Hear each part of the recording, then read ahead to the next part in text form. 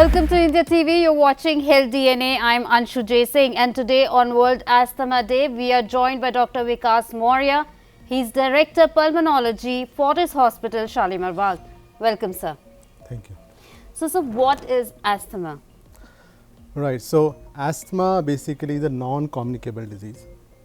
It's a chronic disease, and basically what happens is that in this disease, it affects the breathing tubes, our airways of the lungs. So, you have swelling of the airways, you have narrowing of the airways, and there is increased production of the mucus, which leads to a lot of symptoms like cough, breathing difficulty, and wheezing and other symptoms, which we will discuss later. And if we talk about this, it affects so many people all over the world. In fact, in the last data, if we saw in the WHO, more than 262 millions are affected all over the world, and more than around 4.45 lakhs deaths happen all over the world. And India, it accounts for 13% of these asthma patients, and 40% of mortality happen in India. So this is asthma. So what are the signs and symptoms? Okay, so when we talk about the symptoms, they are very, very typical. Asthma can affect children, they can affect adults, they can affect elderly, and the symptoms varies depending upon the which strata of the age it affects. But predominantly you have the symptoms which are like cough, you have breathing difficulty, chest tightness, wheezing, which we say whistling of the sound coming from the chest, and more nighttime symptoms. So symptom increases in the night, and there is a diurnal variation, means more in the night, less in the day, and more with the change of the season. So these are the typical asthma symptoms which we see, and this can be associated with the symptoms of nasal cavity as well. Who are more vulnerable to asthma? Okay, I think it's we all know that asthma affects all age groups. So even children are also vulnerable. Asthma is a predominantly what we say is a genetic disease, and also it affects other people as well, those who have do not have any genetic history.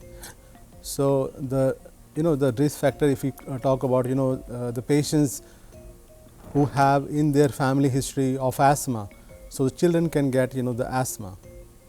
Then again those who are exposed to high pollution, whether it's an internal pollution or external pollution.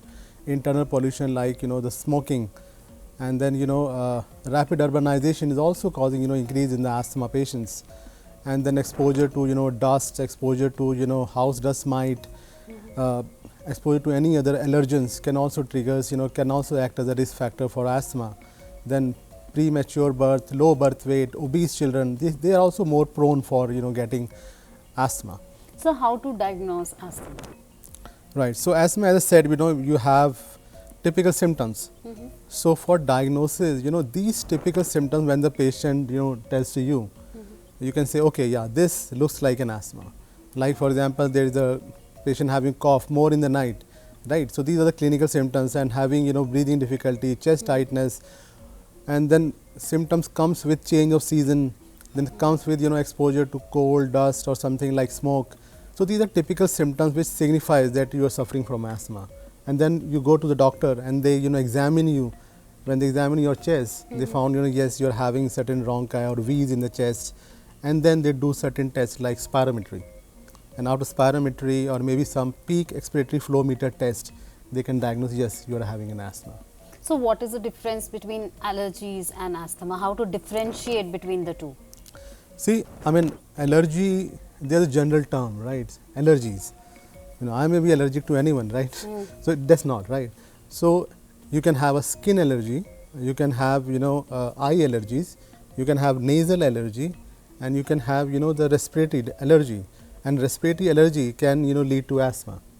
So because asthma, as I said, it's predominantly basically a disease which get triggers by allergens. So that's why we also say, okay, it could be an allergic asthma. But we can have patients who are non-allergic also. So there is a variety called non-allergic asthma as well. Correct. So you have triggers like dust, you have pollens, you have trees, you have wood, you have fungal. So these all allergens can trigger asthma, apart from the change in season, cold, and all these things. So allergy is a broad terminology, and whereas asthma is, relates to your respiratory symptoms. So, sir, as you just mentioned about respiratory system, so how it affects the body asthma? What are the effects of asthma? See, predominantly asthma affects our respiratory system. It's a disease of the respiratory system. So when it affects the children, and if we do not diagnose at an appropriate age, what we have found that their growth is limited. We have even seen, there was a patient of 9-year-old came to my OPD, and he was just hardly 2.5 feet, and he was around 11-year-old. So it can even affect the growth of the child, apart from affecting the lungs, right? So apart from having a lot of symptoms, you're living a life with full of symptoms. You're not able to go to school. I'm talking for children, and school absentees. I mean, their growth is affected. And if we talk of adult, right? So again, apart from affecting the lungs, and if we do not control, they can also affect our other body system as well. Mentally you are not at peace, so you can have mental problem also. We have seen patients who are having a stress. They are having some psychiatric issues with asthma. Then they can have effect on your heart as well, because you're not having enough oxygen supply. So you're having your heart affected as well. Then it can even affect, in the females, can affect your all other body organ as well, because you do not feel well. You do not, you may not be doing everything for the family, right? You may not be able to go to the job. So it affects the apart from affecting the patient, it affects the family and as well as the society as well. So when should one person seek help, medical care? See, first of all, it's very important that we should, for them, whenever the patient, feels certain symptoms, they should always, tell to the family, and the family, obviously the family will take them to the doctor. So those symptoms are very important. Then the patient should have, they are having symptoms of respiratory symptoms, chronic symptoms, and they're having, the diurnal variation, the seasonal variation of these symptoms. So then they definitely should go to the doctor, and they should seek help. And then obviously the doctor will, after analyzing the patient, the symptoms and the chest examination and certain tests, as I said, spirometry, they diagnose an asthma. So what is an asthma attack like?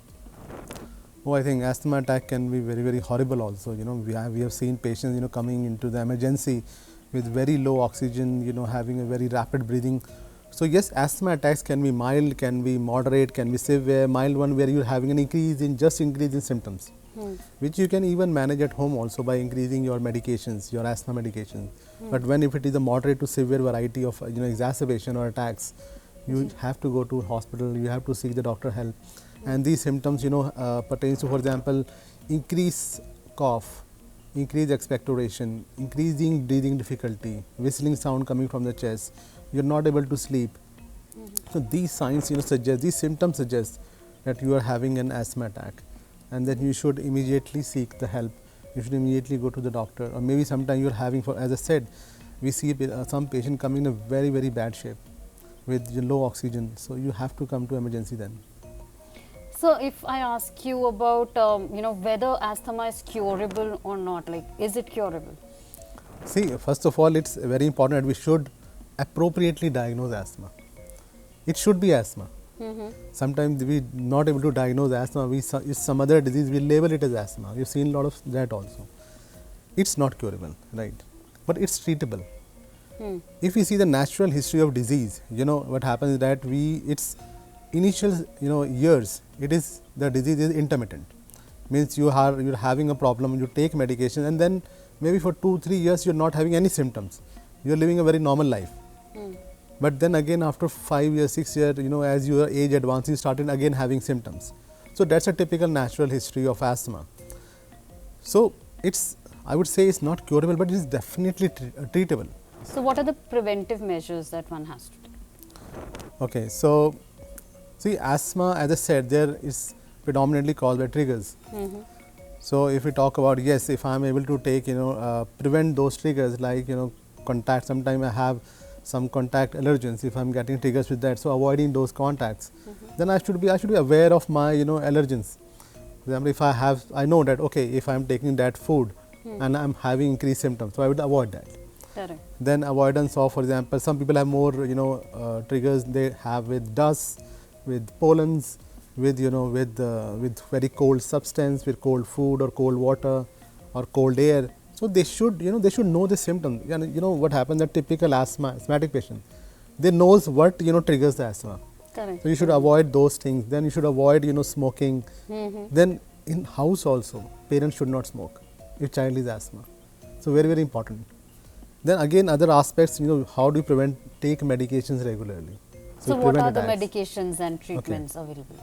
Inhaled steroids and inhaled bronchodilators. These are the mainstay of therapy in asthma, and they should be taken by all patients. Whatever the people say, there are a lot of myths, but we should stick to what the doctor is prescribing to us. What the specialist doctor is prescribing to us. So these are the mainstay of therapy in asthma. So that's how we need to manage it. Yeah, that's how we should manage it. And then vaccines. Okay. That's what I was saying. Vaccines not only prevents your asthma attacks. Like children should get all vaccinated, all type of vaccines, flu, pneumonia, diphtheria, tetanus, whatever vaccine they need at particular age, they should get vaccinated. Similarly, elderly adult also, they should get vaccinated with vaccines. This prevents attack, and also this improves your asthma stability. And asthma education empowers asthmatics. They can understand their asthma. They can treat even the milder form of the attacks at home, and they know what type of medication can be taken. So education is very, very important, and also it empowers in preventing their exacerbations, their attacks, and they can live a very beautiful life which the God has given to us.